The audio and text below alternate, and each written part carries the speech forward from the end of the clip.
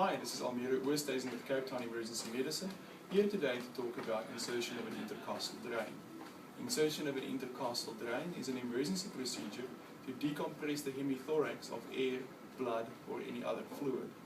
Although this is an emergency procedure, care should be taken for proper preparation of the patient, proper analgesia, correct use of equipment and using the correct technique to insert the tube.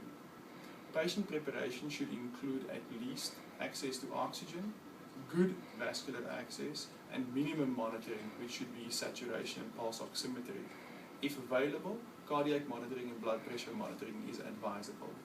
Insertion of a chest drain can be an extremely painful process, and we recommend a combination of systemic analgesia with an opioid analgesic and local anesthesia to ensure the safe insertion of the tube. Let's talk about equipment. You are going to need a local anesthetic. Calculate the maximum dose and be liberal in how much local anesthetic you use.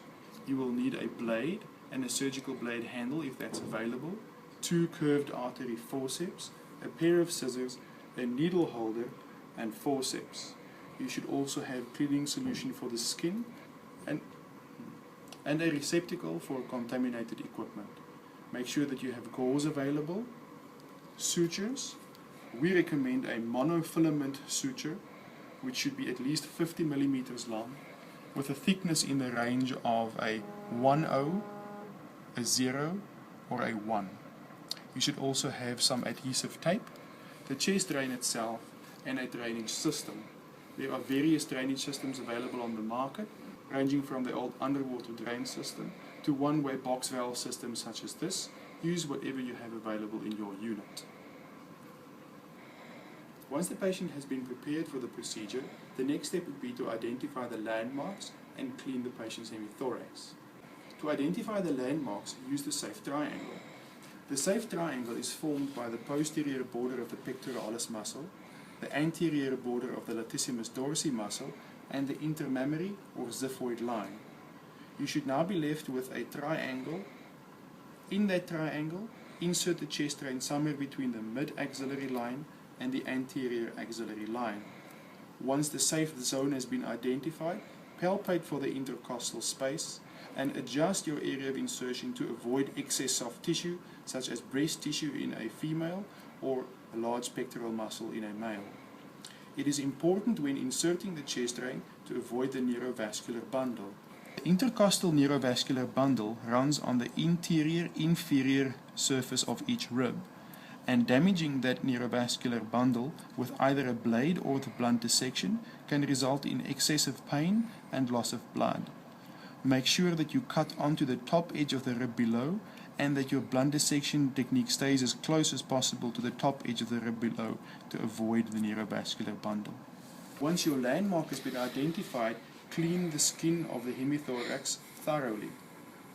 We recommend a 2-phased cleaning. Initially, clean the entire hemithorax, including the axilla and the area which you are going to be inserting the intercostal drain into. Then do a more focused clean using a standard bullseye technique or any other technique familiar to you in that area. Once the hemithorax is clean, the patient should be draped. We will omit draping this mannequin for purposes of demonstration.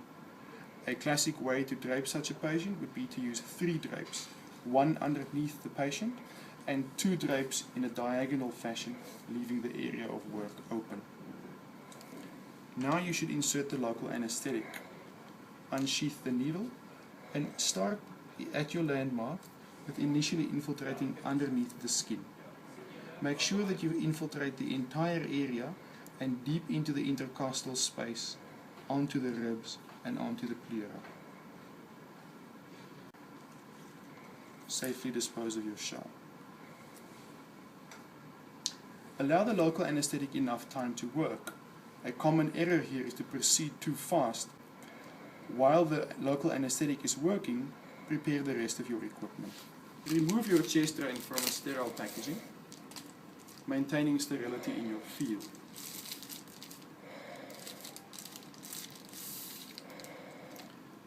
Prepare the chest drain for insertion by taking one of your artery forceps and closing off the back end.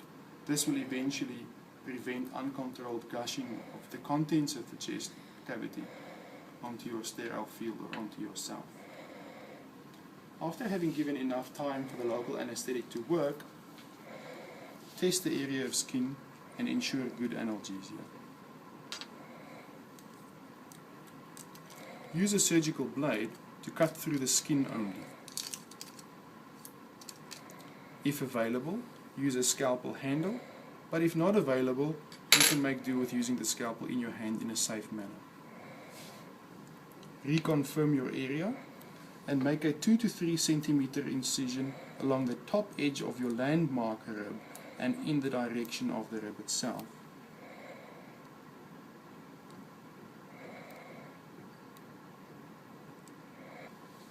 Your excision should extend only through the skin and onto the fascia and should not be used to enter the cavity itself. Dispose of your sharp safely. Now use the curved artery forceps and a blunt dissection technique to enter the chest cavity.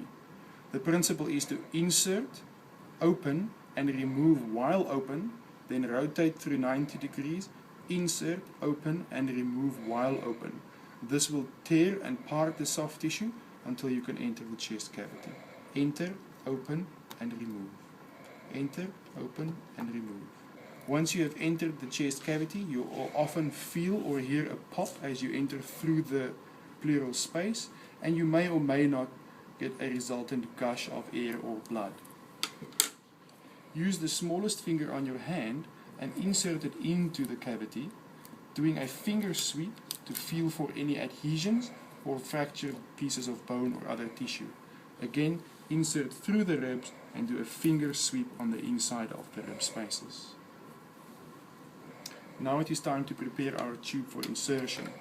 The back end of the tube remains closed off as shown, and at the venting hole closest to the tip, insert your curved artery forceps as such. You can now use this artery forceps to gently guide your tube into the chest cavity. Confirm that your tract is open and gently insert the chest tube. Once you're inside the chest cavity, remove the artery forceps, discard safely, and aim the tube in a apico posterior direction. The chest drain should be placed deep enough to ensure that all vent holes are safely inside the chest cavity. In a standard male, this would be around about 15 centimeters. In a slight or skinny adult, consider inserting slightly more shallow, and in an obese or large and muscular adult, consider entering slightly deeper. Once the tube has been inserted, it's time to connect it to your underwater drain system to confirm position. Connect your system to the end of the tube first and then remove the artery forceps.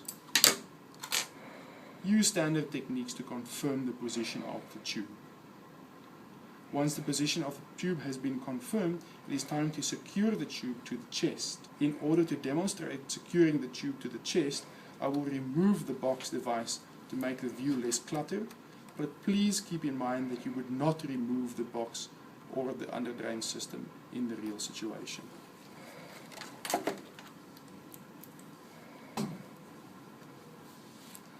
There are many different techniques that aim to secure a chest drain to the chest wall.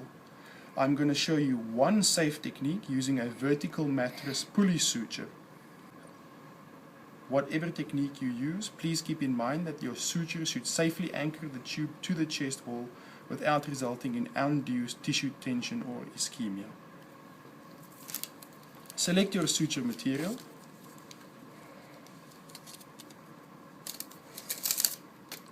In this case, a monofilament suture, 50 centimeters or longer, with a curved sharp needle.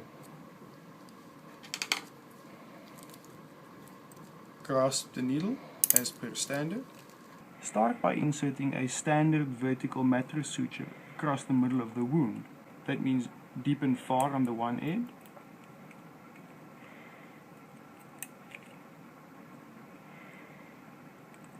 deep and far on the other. and coming back shallow and close,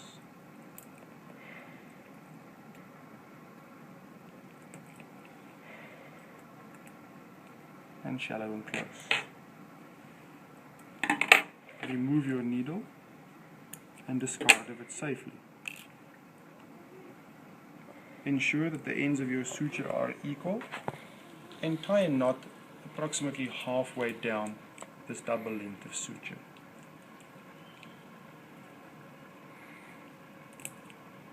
Such as shown.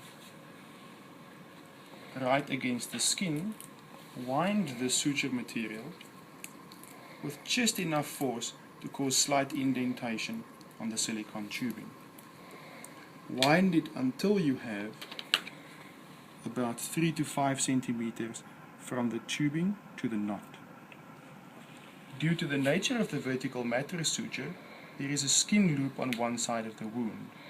Insert your curved artery forceps through there, grab your suture material and pull it out.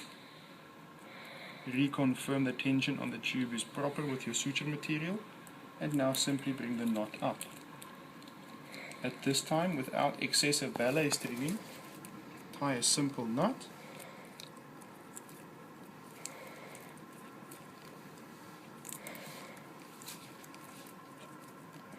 and secure your chest rein in place.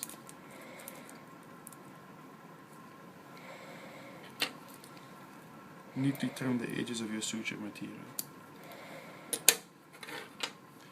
Now that your anchoring suture is in place, your tube should be secure. If you have extended the wound for whatever reason, you would now simply suture that piece of wound with a simple suture. Your suture is your anchor to the patient, and once we are going to dress it, please note that no tape should connect the tube to the patient itself. Start by halving a standard gauze square.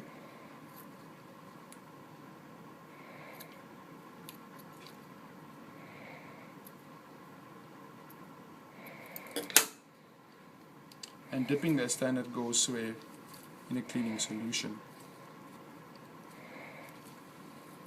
Roll it up and roll that right against the skin.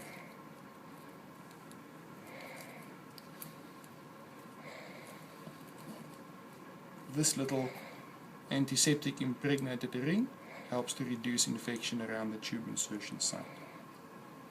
The second step would be to take another standard gauze and cut it just about halfway down. Lay this around the wound and wrap it as such.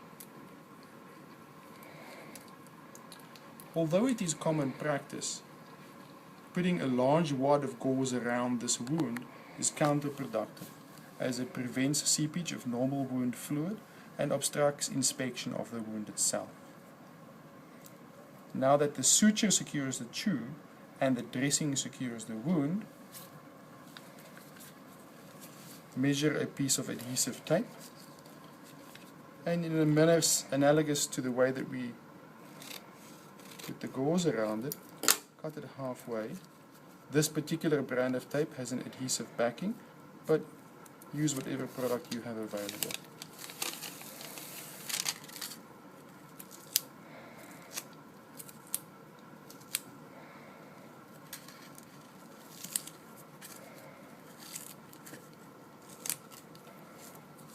Neatly and gently tape it down.